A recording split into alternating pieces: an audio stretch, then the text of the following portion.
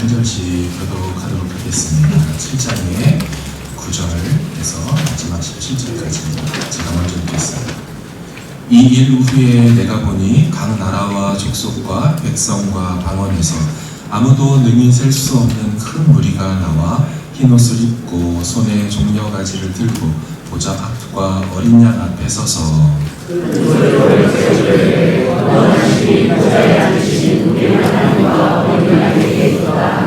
모든 천사가 보좌와 장로들과 내 생물의 주위에서 있다가 보좌 앞에 엎드려 얼굴을 대고 하나님께 경배하여 아멘. 찬송과 영광과 지혜와 감사와 존귀와 권능과 힘이 하나님께 세세토록 있을지어다. 아멘. 장로 중 하나가 응답하여 나에게 이르되 이 흰옷 입은 자들이 누구며 또 어디서 왔느냐. 내가 나를 주여 하시니 하시나니 그가 나에게 이르되 이는 공문단에서 나온 자들인데 어린 양의 피에 그 옷을 씻어 하였느니라. 그러므로 그들이 하나님의 보좌 앞에 있고 또 그의 성전에서 밤낮 하나님을 섬김에 보좌에 앉으신 이가 그들 위에 장막을 치시리니 그들이 다시는 주의소 아니하며 목마르소 아니하고 나 아무도 우리를 사랑소 아니하니. 같이 읽습니다. 이는 보좌 가운데 계신 어린 양이 그들의 목자 앞에서 생명수로 인도하시고 하나님께서 그들의 눈에서 모든 눈물을 씻어주실 것이라. 아멘. 할렐루야. 아멘. 감사합니다.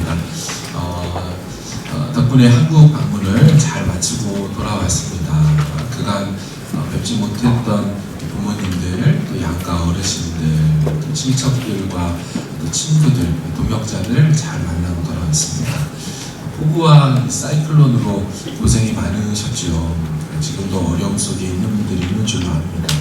주께서 속한 회복을 주실 것을 기도합니다. 잠시 기도하도록 하겠습니다. 사랑하는 주님, 우리 광명교회를 지켜주시고 속한 모든 가정을 보존하시고 여기까지 인도하시네 감사드립니다. 우리에게 허락하신 사명의 길을 오늘도 걸어가길 소망합니다. 감당할 힘을 주시고 피할 길을 내시는 은혜를 순간순간마다 허락하여 주옵소서. 오늘도 은혜로 너그러이 베풀어 주실 것을 사모하오니 예배 가운데 말씀 가운데 임재하시사 당신의 선한 뜻을 우리 무리 가운데 이루어 주옵소서. 여전히 신실하신 하나님을 오늘 또 믿고 기대합니다. 감사합니다. 살아계신 예수님의 이름으로 기도합니다. 아멘. 예배의 감격을 회복하라는 제목으로 같이 말씀을 나누겠습니다. 코로나로 한국에 가보지 못하다 4년 좀 지나서 한국을 처음으로 방문하고 돌아왔습니다. 제가 떠나왔던 2018년도하고 이번에 갈 2023년도에 한국은 같은 나라고 내 나라인데도 좀 낯설다는 느낌을 좀 받았습니다. 여러 가지가 있겠지만 그 중에서 낯설었던 것은 키오스크라는 거 아십니까? 키오스크? 사진을 좀 보여주시면 저런 것들이 카페 음식점이나 카페나 모두 다 있더라고요. 예전에는 공항에서 좀 봤던 것 같은데 이제는 웬만한 가게들에 다 저기 있는 걸 보면서 비대면 주명이 많아져서 그런가 보다 이런 생각이 좀 들었습니다. 또 어색했던 것은요, 어떤 이제 뷔페 식당에 갔더니요, 음식이나 다 먹은 그릇을 이동식 로봇이 와가지고 이렇게 치우는 그런 것들이었죠. 사진을 또 하나 보여주시면, 저런 게 막 식당에 돌아다닙니다. 돌아다니면서 빈 그릇 달라고 하고, 음식을 식당에서 탁 얹어주면 해당 테이블에 딱 이동을 합니다. 그래서 막 저런 게 돌아다니니까 너무 낯선 거예요. 옛날에 과학관 같은 데서 이렇게 바트를 체험하는 게 일반 식당에 와 있으니까. 가다가 누구라도 만나면 죄송합니다. 길을 비켜주시겠어요?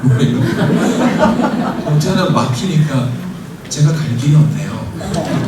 뭐 이러면서 막 그렇게 하길래 되게 많이 달라졌구나 그런 생각이 들었어요.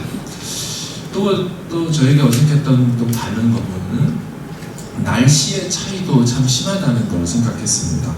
오랜만에 이제 1월 달에 갔으니 한국 겨울을 느끼겠구나 뭐 이런 생각을 했는데 제대로 느꼈죠. 그냥 북극 한파라는 게 내려와서 한국에서도 한 영하 20도를 이제 만나면서 와 이게 얘들아 이게 겨울이란다. 그건 겨울이 아니었어. 이러면서 눈이라든지 이런 것도 막 던지고 놀고 그랬었죠. 또 겨울이라서 그런지 이제 날씨가 좋은 날이 사실은 손에 꼽힐 정도로 며칠밖에 없었습니다. 미세먼지, 초미세먼지 계속 이제 마스크를 쓸 수밖에 없었죠. 근데 이런 것들은 모두 다 외적인 이질감들 중이었고요. 내적이고 영적인 이질감과 낯설음이라는 것도 있었습니다. 그 중에 제일은 예배였습니다. 아무래도 일단 제가 이제 갔던 교회들이 이제 제 교회가 아니고 다른 교회고 제가 섬기는 교회가 아니었기에 낯설었죠. 그러나 무엇보다도 영적으로 좀 다른 느낌들 때문에 낯설었습니다. 그러면서 계속 이제 우리 광명교회 예배가 생각이 나는 거죠. 아, 우리는 예배 시작을 이렇게 했었지. 또 그리고 이런 느낌이었지. 예배의 은혜와 감동과 끝나고 나면 이런 거였는데 하는 생각들이 이제 많이 났습니다. 저희 아이들은 이제 사이클론으로 2주가 연장되었다고 얘기를 하니까 세상이 무너지는 것 같은 절망을 했습니다. 먼저는 학교를 한 달이나 빠져야 되니까 절망하였고, 클리지에 한 번도 가보지 못한 입학했으나 가보지 못한 막내 같은 경우도 이제 걱정이 많은 거죠. 다른 친구들 다 적응하는데 자기는 어떻게 되나. 하지만 가장 큰 이유는 광명교회 못 간다고 애들이 절망을 많이 하였습니다. 얼마나 이 부서를 사랑하고 좋아하고 하는지요. 어느덧 애들한테도 이 교회가 차지하는 포션이 어마어마해졌구나, 이 정도였다라는 생각에 놀라기도 하고 한편으로는 또 감사한 부분이기도 했습니다. 오기 전에 마지막 예배를 딱 드린 후에 옆에서 예배하고 있는 제 아들한테 야, 광명교회 생각 좀 많이 나지? 그러니까 네, 당연하죠. 이러면서 막 되게 안타까워하는 거예요. 다시 돌아와서 함께 예배할 수 있게 되어서 너무너무 감사합니다. 같이 기도할 수 있고 같이 교제하고 또 사랑을 나눌 수 있다는 것이 너무너무 감사한 일입니다. 여러분들도 그렇습니까? 네, 우리 좌우에 계신 분한테 한번 인사할까요? 함께 예배함이 기쁨입니다. 네, 감사합니다. 성도들과 이야기를 하다 보면 이런 이야기들을 제가 듣곤 합니다. 교회 왜 다니니? 구원받으려고.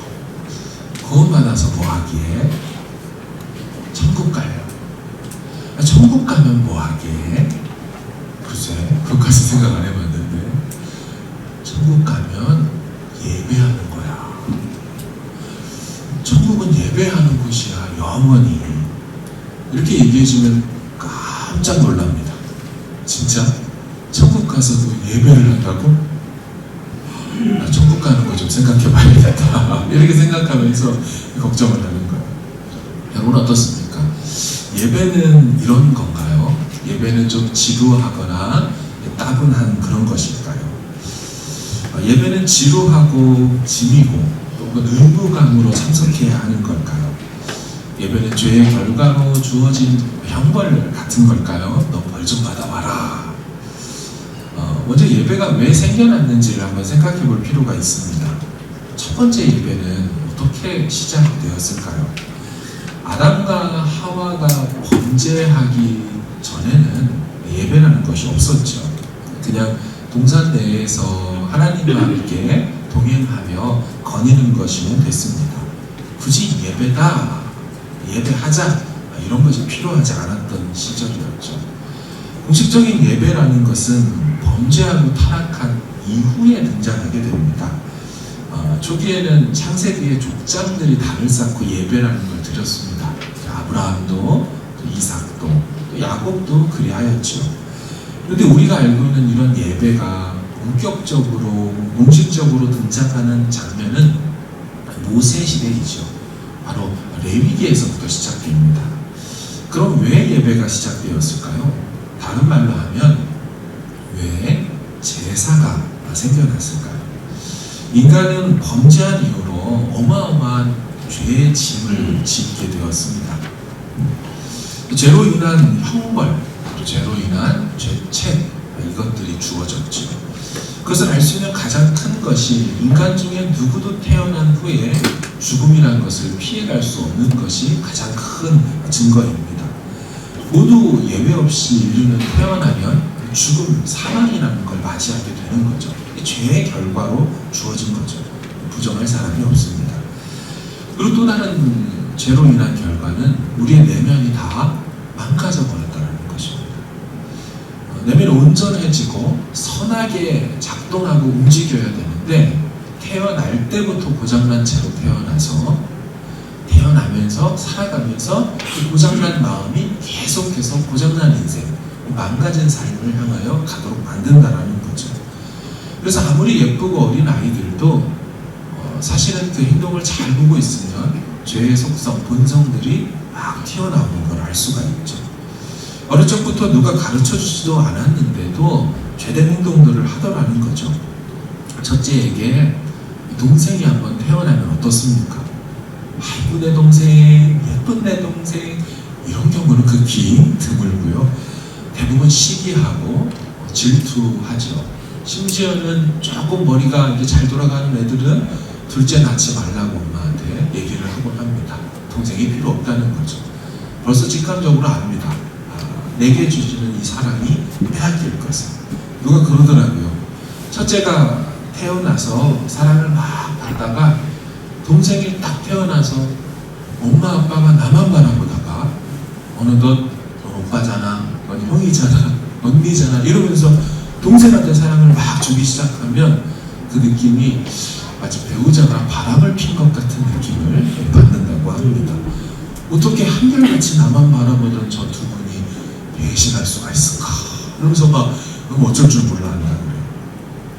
여러분 두 아이가 있는 집에 장난감으로 선물을 하나만 사줘 보십시오. 어떻게 될까요? 어떻게 될까요? 사탄이 어떻게 역사하는지를 우리는 쉽게 볼 수가 있습니다. 가인과 아벨이 이런 모양이었겠구나. 야곱과 에서가 이런 식이었겠구나. 그래서 내 살 있는 집에는 장난감도 똑같이 3개 사다 줘야 되고 그런 거죠. 이처럼 사람은 범죄한 이후로 죄라는 걸 이길 수 없게 되었습니다. 이 죄의 파괴적이고 사탄적인 영향력 아래서 사람은 살아갈 수밖에 없어요. 자, 이 같은 맥락 속에 왜 예배와 제사가 주어졌을까요? 이 죄 문제를 해결하기 위하여 제사 제도가 도입된 것입니다. 그래서 예배와 제사라는 것이 등장할 때, 그것을 설명할 때 레위기에서는 항상 이 죄와 연관되어서 나오죠.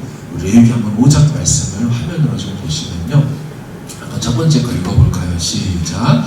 그의 범죄로 말미암아 고운 가루 10분의 1 대발을 예물로 가져다가 속죄 제물로 드리되. 그렇죠? 이 제물, 속죄 제사가 왜 이루어지냐면 범죄했기 때문에 이 제사 제도가 나왔다는 거죠. 그 밑에 있는 15절도 누구든지 여호와의 선물에 대하여 부지 중에 모르는 중에 범죄했다면 속건제라는 제도가 연결되어 나옵니다. 민수기 15장도 좀 보여주시면 회중이 부지 중에 범죄하였거든 온 회중은 수송아지 한 마리를 여호와께 향기로운 화제로 드리고. 범죄함과 화제가 또 연결되어 있고 27절도 범죄함과 속죄제가 또한 연결되어 있습니다. 그러니까 왜 본격적이고 공식적으로 제사나 예배가 시작되었는가? 당신 백성의 죄 문제를 그분이 해결해주기 위하여, 다시 말하면 용서해주고 죄짐을 덜어주고 죄의 속박에서 해방시켜주기 위하여 예배와 제사가 생겼다라는 것입니다. 죄사함 받는 길을 열어놓으신 공식적인 제도, 그게 바로 예배와 제사라는 거죠. 그곳에서 너무 묶여있지 말고, 그 무거운 인생짐을 지며 살아가지 말고 예배함으로 나와 그걸 털어버리고 풀어버리고 완전히 내려놓고 자유함의 본래적인 죄 없는 상태로 다시 돌아가 나와의 관계 속에 그를 지내자 이것을 열망하는 그분의 마음 안에서 인간에게 베풀어 주신 화해의 첫 번째 손길, 그게 바로 예배인 줄로 믿습니다. 따라서 여러분, 예배 시간을 용서받는 시간입니다. 다시 그 하나님 앞에 받아들여지는 시간이에요. 범죄한 인간이 어마어마한 기준을 갖고 계신 그분인 신과 화해가 이루어지는 시간, 그분과 다시 화평해지고 또 그분과 관계가 회복되어지는 용서의 은혜가 흘러가는 시간이 바로 이 예배 시간이에요. 잃어버렸던 기쁨이 다시금 샘솟게 되는 시간이죠. 여러분, 혹시 부부싸움이라는 거 해보셨습니까? 서로 말 안 하고 이틀 3일도 가는 분들이 있고 일주일 한 달씩 막 가는 분들도 있을지 모르겠습니다. 어떤 분들은 부부싸움을 하면 서로 말을 안 한다라고 하더라고요. 그런 상태에서 먼저 말을 하게 되면 내가 진 것 같은 느낌이 좀 들어서 말을 먼저 하지 않고 좀 막 서로 기다리고 있다고 하더라고요. 실제로 한 부부가 심하게 부부싸움을 하고 서로 말을 하지 않고 있는 중에 있었습니다. 어쩔 수 없이 그런데 이제 식당이라는 곳을 가게 됐어요. 식당에 가면 뭘 해야 되냐면 주문이라는 걸 해야 되지 않습니까? 문제는 서로 말을 하지 않는 상황 속에 식당에 갔는데 주문을 받으러 왔는데 말을 안 하는 거예요. 직원이 뭘 좀 드시겠냐고 물어봐도 서로 이렇게 쳐다보면서 메뉴판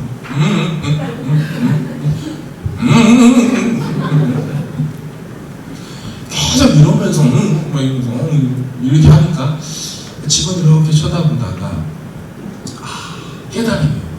이분들이 안녕하세요, 저 수화할 줄 알아요. 그래서 그렇게 하니까 돼지갈비 2인분 주세요 이러면서 이제 화가 나서 했다고 하죠. 사랑하는 여러분, 부부싸움을 하고 말도 안 하는 상태로 지내는 것이 편합니까? 그렇지 않죠. 해보신 분은 아실 겁니다. 저도 이제 신혼 때에 부부싸움이라는 걸 하고 나서 깨닫게 된 몇 가지가 늘 생생한데요. 예전에 너무너무 감사한 이 조그만 집이라도 같이 있을 수 있어서 감사했던 그 집이 이 부부싸움을 딱 하는 순간 천국이 아니라 그 반대편 쪽 그게 되더라고요. 그러니까 관계가 좋아지지 않은 사람하고 같은 공간에 있어야 한다는 게 이렇게도 어색하고 불편할 수 있을까? 집안에서 살짝 스쳐만 가도 막 이렇게 뭐 이런 거 하잖아요. 이렇게 딱 하는데 그러다가 제일 당황스러운 것은 밤에 잘 때 문제였습니다. 같은 공간 안에서 있는 것도 불편했는데 한 침대에서 한 이불 덮고 이제 자야 된다는 것이 그렇게 곤욕스럽더라고요. 혹시 자녀들하고 사이가 틀어져 본 적이 있으십니까? 자녀들이 사춘기가 되었던 문제가 생겨서 부모와 말하기를 거부하고 휙하니 자기 방에 탁 들어가 버리면 답답한 것이죠. 말을 하려고 해도 들어먹지도 않는. 여러분, 우리는 결코 이렇게 관계가 깨어져 있는 상태와 그 공간과 시간들을 좋아하지 않습니다. 그런데 그러다가도 이 관계가 어떤 계기로 말미암아 회복이 되어졌을 때 다시 정상으로 돌아오면 그 느낌이 기억나시는지 말로 할 수 없이 행복하더라고요. 관계 회복이 이렇게 좋은 거구나. 다시 손을 잡고 다시 끌어안을 수 있게 되고 다시 웃으면서 대화를 할 수 있다는 것이 얼마나 행복한지 몰라요. 여러분, 이런 맥락 속에서 한번 생각해 보십시오. 하나님이 왜 제사를 만들었을까? 다시 우리와 그 깨어졌던 관계가 회복되기를 위하여서. 아무런 대화도 없고 또 하나님 편에서 주고 싶고 또 이렇게 도와주고 싶은데 관계가 깨어졌기 때문에 그럴 수도 없고 그렇게 찾아 나오지도 않고 또 하나님 편에서도 그 죄 문제가 있는데 그걸 무시하고 해줄 수도 없는 이 모든 것들이 다 해소돼 버린 또 해소되는 시간, 장소, 그게 바로 예배라는 거죠. 하나님은 이미 마음속에 용서해 주시기로 작정을 한 겁니다. 그래서 예배를 만드신 거죠. 너희들이 하는 거 봐서가 아닙니다. 아예 이렇게 하면 무조건 용서된다라고 그렇게 만들어 놓으신 거예요. 그러므로 예배는 지루한 시간이 아닌 거예요. 관계적 회복으로 인한 기쁨의 시간인 거죠. 여러분, 탕자의 아버지의 고백 속에서 뭐라고 합니까? 둘째 아들이 돌아오니까 이 내 둘째 아들과 나의 관계가 회복이 되었다. 이 송아지를 잡고 잔치와 연애를 즐기자 하며 너무너무 그 관계 회복을 기쁨의 잔치로 표현하지 않습니까? 바로 이런 느낌이 예배인 것이죠. 오늘 본문이 바로 이 같은 예배의 한 장면을 보여주고 있습니다. 관계가 회복되고 죄 문제가 해결돼서 뿜어져 나오는 그 기쁨을 표현하는 거죠. 다시 한번 9절과 10절을 읽어보도록 하겠습니다. 계시록 7장 9절 10절 시작.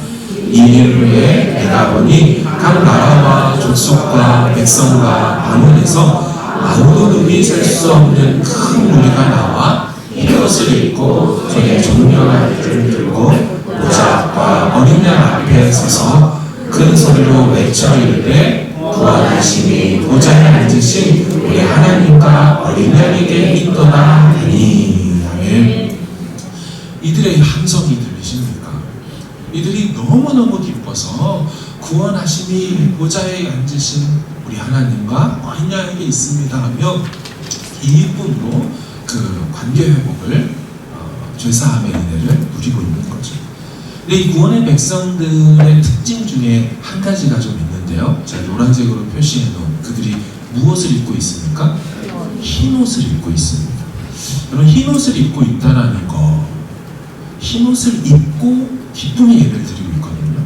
지금 흰 옷 입으신 분도 계시지만 저처럼 오늘은 이런 색깔이네요. 조금 옷 색깔이 이제 흰 옷으로 나와 있거든요. 흰 옷을 입는다는 게 무슨 뜻일까요? 예전에는 우리 대한민국이 백의의 민족이라 그래서 이 구절을 참 좋아했습니다. 역시 우리는 선민이야 이러면서 하얀 옷의 민족인데 흰 옷을 입었어. 그래서 다들 이제 하얀 옷을 입고 예배하는 걸 좋아했죠.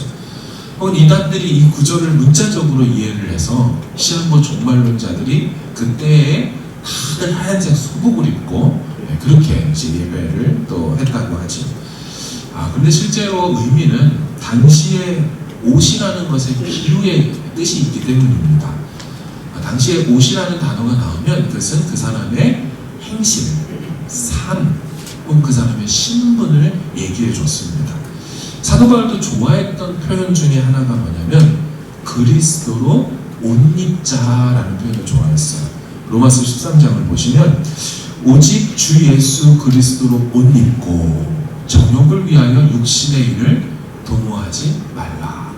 자, 그리스도로 옷 입고 이렇게는 옷 입지 말아라 이렇게 말하면 좋은데 또다시 뭐라고 표현했어요? 육신의 일을 도모하지 말라. 그러니까 육신적 삶을 살지 말아라. 그 반대말이 그리스도로 옷 입는 거예요. 그러니까 그리스도인답게 살아라. 이 말을 하는 거죠. 따라서 여기서 흰 옷이라는 건 그리스도인다운 삶과 행실, 또 자녀된 신분 이런 것을 의미하는 게 그리스도로 옷 입는다라는 뜻이겠죠.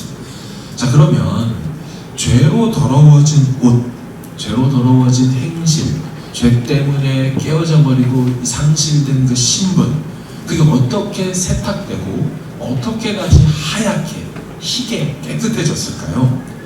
그 뒤에 있는 구절인 13, 14절을 한번 보겠습니다. 읽겠습니다. 시작.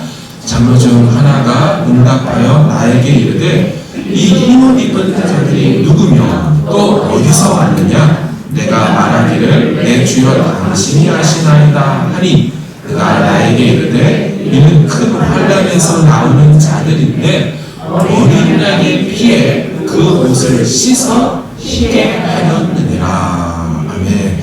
자, 옷이 깨끗해진 이유가 뭐라고 합니까? 어린 양의 피에 그 옷을 씻었기 때문에 희게 되었다라는 거예요. 그럼 실제로 피에 옷을 씻게 되면, 빨게 되면 실제로는 붉게 되어버리죠. 그죠? 그러니까 요한계시록을 문자와 그렇게 그대로 이해하면 큰일 난다는 얘기가 바로 여기서 나오는 겁니다. 피로 옷을 빨면 더 빨갛게 붉게 되지 하얗게 되지 않아요. 다시 돌아오면 왜 예배의 감격을 누리는 사람들의 옷이 흰 옷이냐? 바로 그것은 그들이 예수 그리스도의 희생적인 죽음, 그 십자가의 피 제사로 말미암아 그 죄가 씻겨나갔기 때문에, 그 삶과 그 신분이 새로워졌기 때문에, 희게 되었기 때문에 그 옷을 입게 되었고, 그래서 하나님 앞에 기쁨으로 예배한다라는 것입니다. 구약에는 동물의 피로 예배 제사를 드리며 하나님과의 관계적 회복을 일시적으로 누렸습니다.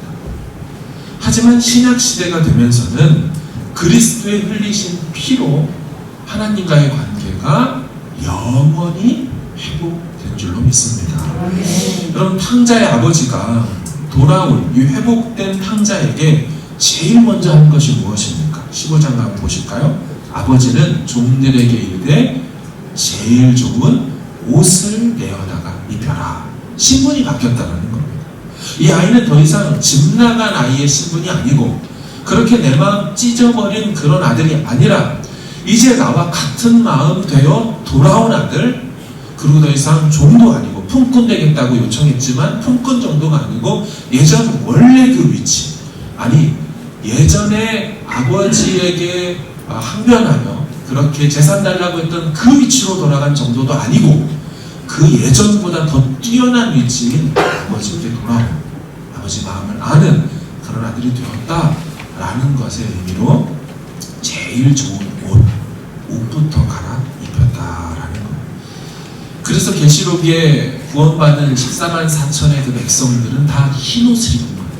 어린 양의 피로 얻게 된 자녀의 신분, 어린 양의 피로 깨끗해지고 새로워진 성령을 힘입은 삶의 행실, 바로 그것으로 말미암아 있게 되는 사람들, 또 그것 때문에 감사하며 예배하는 사람들, 바로 이 피의 역사, 또 그리고 흰옷을 입은 증거라는 거죠.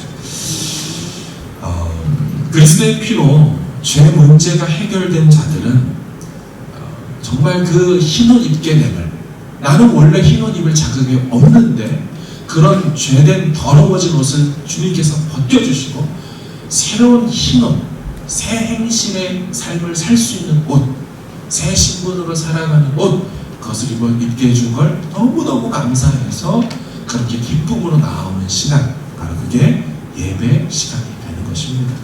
그래서 예배 때는 은혜가 있는 거예요. 예배 때는 감사가 있는 거예요. 그렇게 만들어 주셨기 때문에 우리가 기쁨으로 예배할 수 있게 되는 거죠. 지루한 시간이 아닌 것입니다. 용서받고 사랑받는 시간이에요. 한 주간에 어떤 죄를 졌어도 그리스도 안에서 이미 용서된 것을 다시 확인받는 시간이 이 시간인 줄로 믿습니다. 다시 새로운 기회가 주어지는 시간이 예배 시간인 것이죠. 다시 새 힘을 주고 다시 할 수 있는 능력과 지혜를 부여받는 시간, 내가 너와 함께 한다고 다시금 들려주시는 시간, 어떤 사람도 그 누구도 아니라 내가 너의 하나님이라고 말씀해 주시는 시간, 바로 그게 예배 시간인 줄로 믿습니다. 그래서 예배 시간은 아까 말씀드린 대로 지루해서 천국 가서 그 일을 계속해야 된다고 나 안 할래, 그게 아닌 것이죠. 한국에서의 그 시간들을 이제 쭉 돌아볼 때 참 한국이 돌아와 보니까 더 이게 차등이 느껴지더라고요. 그런 겁니다. 제가 있다가 갔을 때는 한국이 막 새롭게 느껴지다가 지금 막 돌아온 지 며칠 안 됐잖아요. 딱 돌아오니 또 막 유전 데가 이제 새롭게 또 느껴지는 지금 시간이거든요. 그러면서 드는 마음은 한국이 참 바쁘고 빠른 사회이구나를 더 느끼게 됩니다. 처음에 갔을 때 얼마나 빠른지, 근데 그게 어색하기도 했는데 한편으로 일을 처리할 때는 매우 좋더라고요. 하루에 몇 가지 일을 한 번에 막 끝냈는데 아직 12시가 되기 전이에요. 여기서는 뭐 하나 시켜놓거나 뭐 하면 막 세워라 이게 너무 신기한 거예요. 인터넷 주문도 막 해보면은 막 슝슝슝슝 막 이렇게 오니까 아주 신기한 거예요. 어느덧 저도 그 빠름에 익숙해지더라고요. 한 번은 한 청년이 한국에, 우리 광명 청년이죠, 한국에 갔다가 오랜만에 다녀와서는 이렇게 말하는 것이었습니다. 누구야, 한국이 좀 어땠니? 목사님 한국이 얼마나 빠른지 모르겠어요. 얼마나 분주한지 모르겠습니다. 자기 너무 어색했대요. 뉴질랜드 오래 살다가 갔는데 제가 서울에서 지하철을 타고 이제 환승하려고 이동하는데 목사님 사람들이 막 갑자기 다 뛰기 시작하는 거예요. 이러는 거예요. 아시죠? 한국 지하철에 막 사람들이 막 뛰기 시작해요. 그런데 신기한 일이 일어났죠. 그 청년이 말하기를 목사님 저는 시간도 많고 급하지도 않은데 저도 그들 사이에서 또 뛰고 있습니다. 뛰면서 속으로 생각하기를 내가 왜 뛰지? 나는 안 뛰어도 되고 급하지도 않은데 자기도 모르게 막 바쁘게 막 뛰고 있는 거야. 안 뛰면 너무 막 부딪힐 것 같아가지고 사랑하는 여러분, 그러다 보니까 너무 바빠서 도무지 삶이 좀 멈춰지지 않는 것 같은 느낌을 제가 받았습니다. 다시 말하면 안식하지 못하는 것이죠. 이 안식하다라는 히브리어 샤바트라는 그 단어는 세이즈라는 멈추다, 그치다 이런 뜻을 갖고 있습니다. 안식이 사라져가는 사회가 대한민국이 아닌가라는 생각이 들었어요. 잠시 우리의 삶을 멈추고 죄된 우리를 받으시고 더러워진 것을 다 벗겨내시고 그리스도의 피로 말미암은 깨끗해진 새 옷, 새 신분, 새 삶의 행실을 우리에게 은혜로 입혀주신 그분 앞에 나아가 잠시 그 은혜를 누리며 또 나 같은 죄인을 선택해 주시고 다 사해 주시고 그대로 그냥 안아주신 것을 감사하는 예배의 감격을 회복하는 저와 여러분 되길 주의 이름으로 축원합니다. 어린 양의 피로 씻겨진 그 새 옷을 입고 이 말씀을 보면 승리의 상징인 뭐를 들고요? 종려가지를 들고 죄와 사망에서 이겼다. 이 지긋지긋한 시험과 문제들을 결국 그리스도께서 다 이겨내시고 승리하셨다. 최후 승리할 것을 나는 믿는다 하는 이미 이긴 자의 마음으로 그렇게 주 앞에 종려가지 나무를 들고 나오는 예배 뿐만 아니죠.